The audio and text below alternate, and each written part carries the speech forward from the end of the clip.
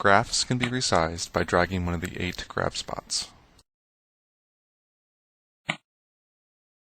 You can move a graph by selecting the edge of the graph between the graph spots. Depending on your purchase graphics levels, a limit will be assigned to how many graphs can be displayed at a time. The basic package only allows 1 graph. Foundation allows up to 4.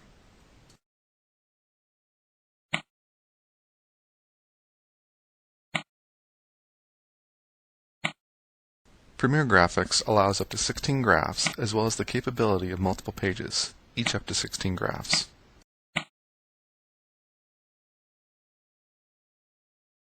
Depending on the graphics level, you can have up to 8 plots per graph and 64 total active plots at a time when purchasing the Premiere package. You can define a plot annotation by using the Add Tag button, then clicking on a location outside of the graph.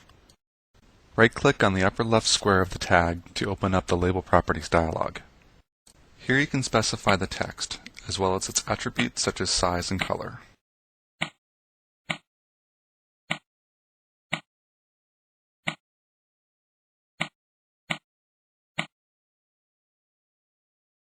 The margins of the graph can be defined by right-clicking on the white space of the graph, then selecting the Margins dialog.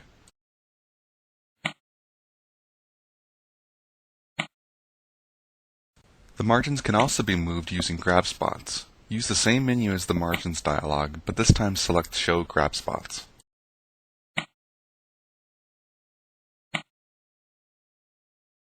Both the X and Y axis properties can be changed by right-clicking on the left or bottom sides of the graph.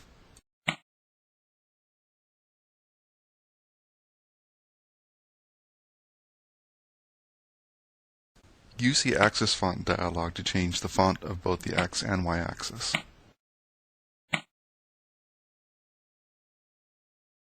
You can adjust the min and max of each axis by left-clicking on the axis and moving the mouse wheel up or down.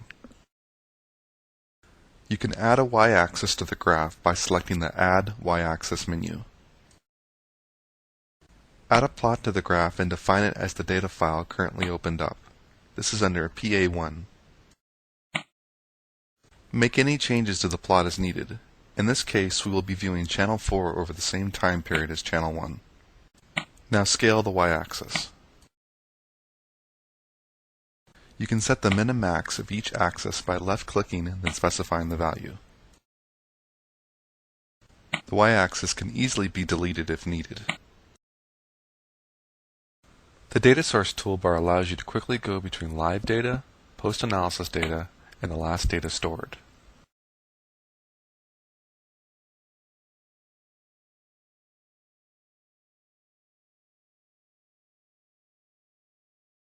When reloading a GraphTool template, you can automatically load the last post-analysis data file by selecting Auto Load PA File.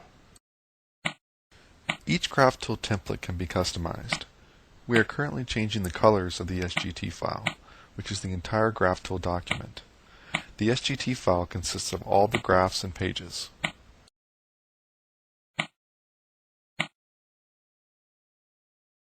Within the SGT files are one or more GT files. Let's save the newly modified GT file.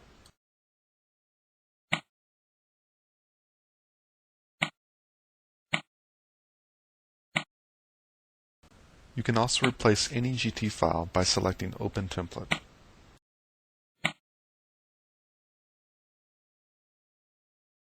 If you want to use a specific GT file every time a new graph is created, then select the Save as Default option. Each graph created will now use the new default. Similar to creating a graph, tag information can be defined using the Add Test Settings display button. Here you can add custom test information. Right-click on the box created to open up the Label Properties dialog.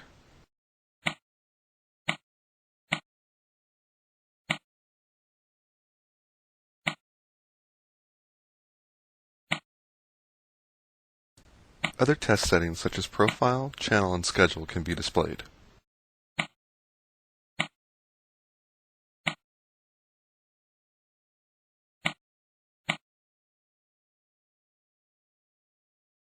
The Graph Property Lock toolbar can allow you to scale and move the cursor position on multiple graphs.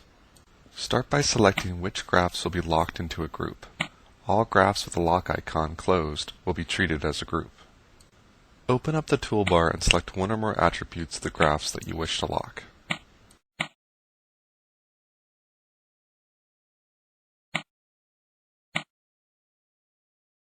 You can see that the three graphs in the group now have their cursors move in sync.